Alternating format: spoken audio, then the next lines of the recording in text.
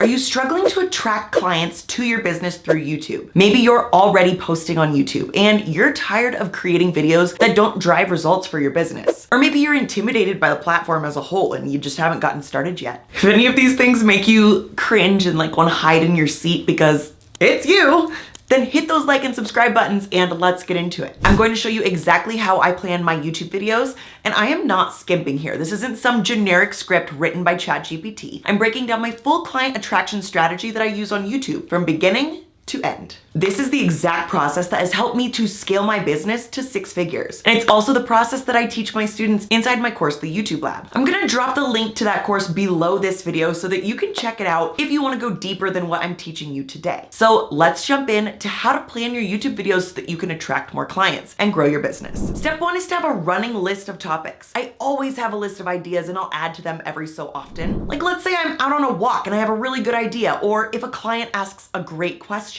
I'll jot the idea down in my notes on my phone. But for me, I really need a central place to keep all my YouTube ideas that is not inside my notes app because things get lost in there. I'm constantly jotting ideas down. I mean, please tell me I'm not alone in this. Let me know in the comments if your notes app is as full as mine. So instead of just keeping everything inside my notes, I'll put them all into one central place. I organize all my potential YouTube topics inside my monthly YouTube video tracker. Check it out. So this is just a Google Sheet that I've created. It is a resource that's inside the YouTube Lab. So if you jump in, you don't have to recreate it, but you absolutely can take this concept and create your own tracker inside Google Sheets. So in this first tab here, you can see all the YouTube ideas I've been plugging in for the last year or so. And I've actually highlighted the ones that I've completed. You can see that some of these topics are super filled out while others are empty and there's just a title there. That's totally fine because the most important thing to record here in this tab are the topic ideas. So I've got my running list of ideas and I make sure to add new ideas to it every month. And then when I'm planning out my monthly content, I'll look at this list of ideas and choose which ones I want to tackle that month. Check it out, I've got a tab for each month of the year, and I will copy and paste the ideas that I want to actually flesh out and create videos for in that month into that respective tab. That way I'm not looking at this big jumbled mess that feels unapproachable. It's really nice and organized. I can keep track of where I'm at. As someone who is very multi-passionate and creative, I am a big fan of things that keep me organized when I'm naturally not that way. Once I've copied over the ideas that I want to make into videos that month, I will go through and fill out all of these columns here. First, you want to select what type of video is it going to be. Is it going to be expertise, connection, or viral? Expertise videos are focused on attraction and answering a very specific question for your audience. Connection videos are focused on nurturing your existing audience. And viral videos take advantage of trending topics to get a lot of eyes on your channel. Next, you have to consider the format of the video you want to create. I have tons of formats that I teach you how to make inside the YouTube Lab so that you can keep your visuals fresh, stay creative, and so your videos don't necessarily always look the same. But just so you know, even if you were to just set up your camera, talk to it in the same place in every single video, that is still an effective way to grow your business. I mean, look, I'm still in the same place as the last video I posted. So don't be intimidated. The next column is probably the most important to pay attention to. You need to choose which of your content pillars that your video falls under. And when you're looking at your month of content holistically, if you have too many of the same content pillar in that month, I'd recommend rearranging your video order. This is specifically because of the YouTube algorithm. Like, let's say I post 6 videos in a row about growing on YouTube. Now YouTube thinks that's all I talk about, when in reality, I also talk about business, Instagram, video, creativity, and more. So just be careful not to get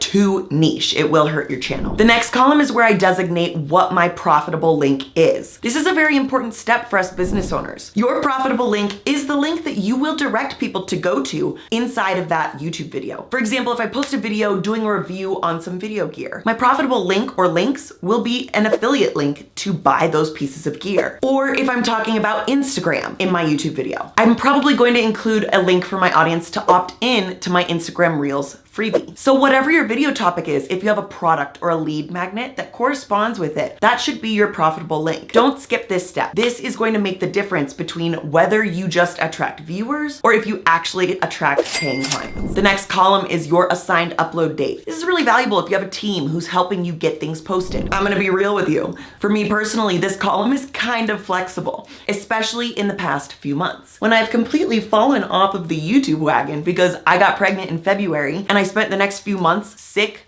on the couch, like incapacitated. Done. You can see more about my first trimester life in this video here. So like I said, for my business, this column's kind of flexible, but you can be as strict with it as you would like. Just do what works for you. Okay, so at this point, you've designated some very important things inside your YouTube video tracker, and you're ready to start doing your keyword research and writing your scripts. The next few columns help you keep track of your progress. The SEO brief is a resource I walk you through inside the YouTube lab. I teach my students how to use TubeBuddy to find the best title that's going to get the most eyes on your content. This step is called keyword research. It's important to do this step after you do your keyword research because your topic idea might not be the same as your final title. For example, maybe you're a gluten-free baker and your topic idea is how to bake a gluten-free cake. But after doing some keyword research, you landed on a different title, how to bake a gluten-free chocolate birthday cake at altitude. Those might be two totally different videos. So don't forget to do your keyword research before you start writing your script. When you're writing your YouTube script, it is important to use a format that is specific to YouTube. I teach you my exact formula inside the YouTube lab, but here are a few takeaways for you right now. Start with a strong hook, eliminate any fluff or industry jargon, and write how you talk. Don't write how you would write an email. When you finish your script, you need to sit there and read the entire thing out loud. Make sure it sounds like how you would talk to your best friend or how you would speak to a client. The next step in the YouTube process is to write your YouTube description for this specific video. Your YouTube description acts almost as a mini blog that is keyword optimized and helps your videos to pop up in those search results. If you've got a small channel,